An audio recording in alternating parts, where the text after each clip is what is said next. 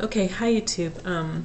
Catherine Michelle here, and I want to preface this by saying this is probably not appropriate for everyone, so if you're under the age of 18, squeamish, or don't like to hear reports or interpretations or ideas or thoughts about autopsies, you know, now would be a good time just to turn it off and don't watch. Okay, this is just going to be a preliminary examination of Raniya Crowley's autopsy report. Just let's see if we can get it so you can see.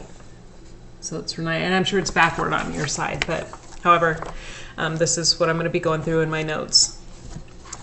What this states here is I have found a couple of inconsistencies, or maybe just one on the most part, with her report and the gunshot wound to her head. It says, you know, it gives the path. At the entrance, it says right parietal scalp, and the path is the right parietal bone with internal beveling, means this is where the entrance wound is, and fractures. So it goes through the bone, the dura, which are the coverings, through the brain itself, through the dura again, which there would be on the other side because, you know, you've got covering on that side as well, and then through the left temporal bone over here, with fractures. Of course, there are going to be fractures with a gunshot wound. And it says the exit is the left oh, I'm sorry, I'm so sick right now. Left post-auricular scalp.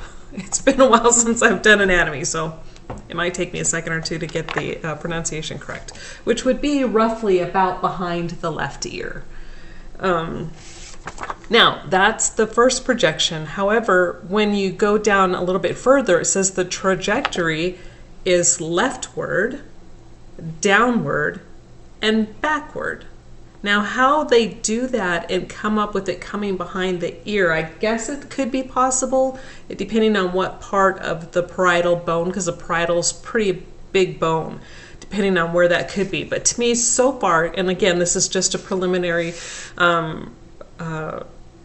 I've just been perusing. I haven't gone in and done a lot of in-depth yet, but I wanted to give you an update.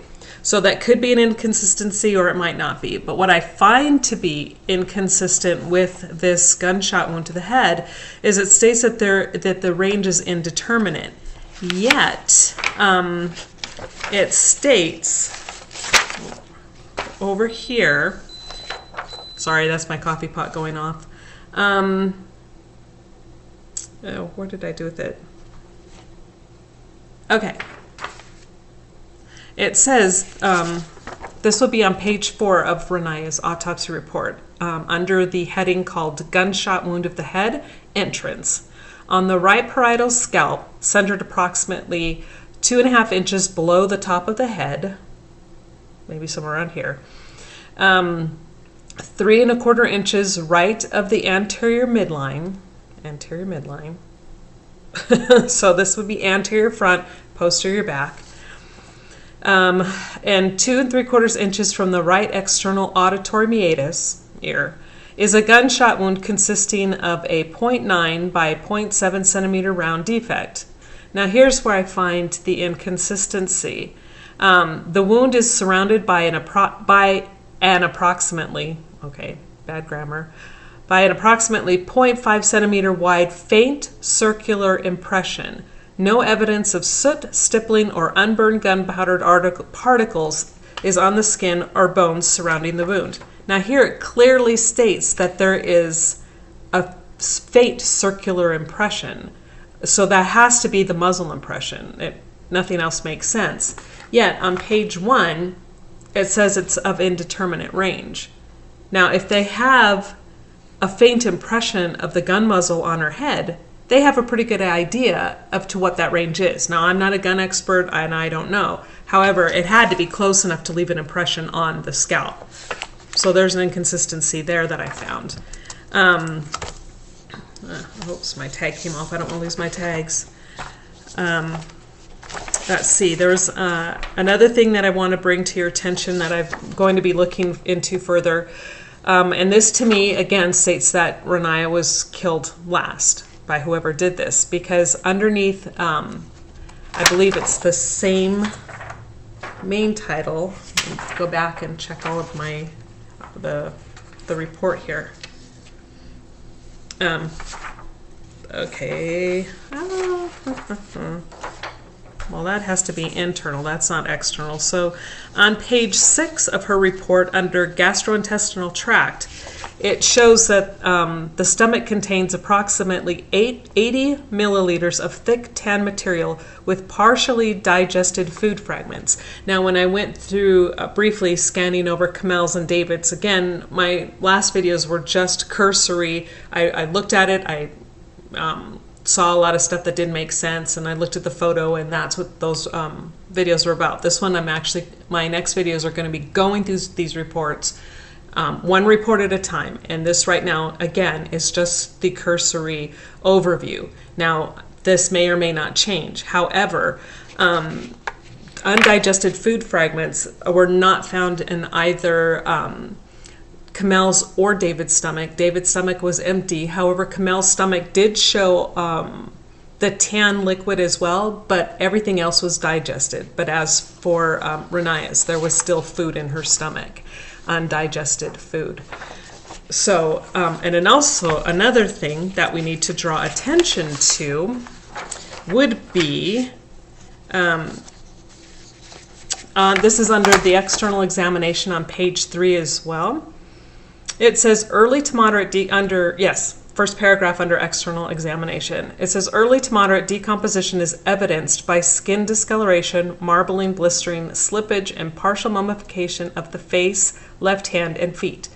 Apparent canine scavenging is evidenced by absence of the right arm. To me, that is total assumption.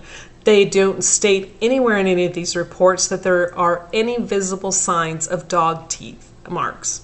Anywhere. They said it's apparent canine scavenging, and now the evidence of that is because her arm is missing. I don't agree with that at all. I think that was a lazy man's way out. And then it states that the left sclera is white and the conjunctiva show no petechiae. So her left eye is fine. It's white. The white parts of her eyes are white, and no petechia would be the little dots, the broken blood vessels. So we know she wasn't strangled. Let's see. And it states here toward the last paragraph on that page 3, last paragraph. The right arm is absent. A 10 by 8 centimeter skin and soft tissue defect with jagged and tattered edges overlies the exposed glenoid fossa and lateral right first to fourth ribs. The lateral right third rib is fractured. So lateral, again, to give you anatomy, where things are located. This would be midline. This is lateral. So off farther from the midline to the sides, that would be lateral, midline. Posterior, proximal and distal. Again, I'm not feeling well. I've been up for the last couple of nights. My grandson gave me his cold. So proximal is closest to when it's doing, limbs and stuff like that. You have proximal closest to, distal farthest away, midline closest to the mid-center of the body, lateral farther away. So when they're talking about that, there is the lateral right third rib is fractured. So you've got your first rib up underneath your collarbone, then you got your second and your third, so which would come probably right. So if you can imagine, somewhere about close to in the area of the armpit or right underneath there is where that fracture of that rib is located. The first thing that popped into my head, and it's really funny because Dan asked the same question to the group, is I'm now picturing, I've always believed by reading these reports that her arm was taken from her body. And now, after reading this in her report, it just solidifies to me that her arm was raised, maybe a foot or something, to put pressure on to try to rip that arm from her body. And the rib is only fractured, it's not completely broken, which tells me that probably there was an initial cut. This is what I'm saying. That's why I think her arm was cut / pulled, because to actually pull that arm from the body would take such tremendous force. Her rib would not just have been fractured. It would have been completely broken, because it would have taken a lot of pressure for someone to put a foot there while they're pulling. Anyway, that is where I'm at right now with Raniya's report. Again, please understand this is just my initial thorough perusing of her autopsy reports. And I will be comparing these findings with what they state with her mom and dad's report, as well as what the police reports state. But so far, this since her stomach had undigested food, David's stomach was empty, and it looked like maybe Komel and mom were eating similar food products before their death. David had not eaten at all. That just tells me, David died first, then Komel, and Raniya was saved for last. At least that is how I am interpreting so far these reports. Again, if you guys find any other inconsistencies, I'm going to do some more research about the gunshot entrance and exits. Maybe it can be downward, backward, but how it can go from a parietal. Yeah, I'm trying to figure it out, because again, the parietal bone is really huge. The this bone is not. The temporal skull is not as large. So we'll keep this up, and we'll keep looking, but it's coming to, and I'm really grateful for everybody on the group who's again throwing out some really, really good questions. And I hope to be talking to Dan and Greg if they can find time. There's some other issues that I want to go with over them before I put it out on YouTube, or even mention anything on the page. So everybody keep looking and keep researching, because everybody, even those people who say they don't have much medical knowledge or even knowledge of how crime scenes go, everybody is starting to pick up on what is not right, and conclusions are being drawn. And pretty soon, I now see why Dan and Greg say this case will be solved.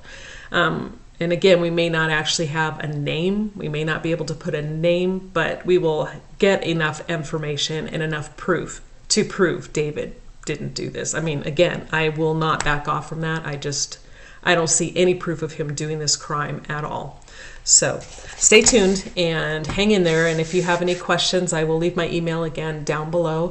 Feel free to write, or go to Dan Hennon's page, YouTube channel, and subscribe to him. And I think Greg also has a YouTube channel. It's Greg Fernandez Jr., Dan Hennon.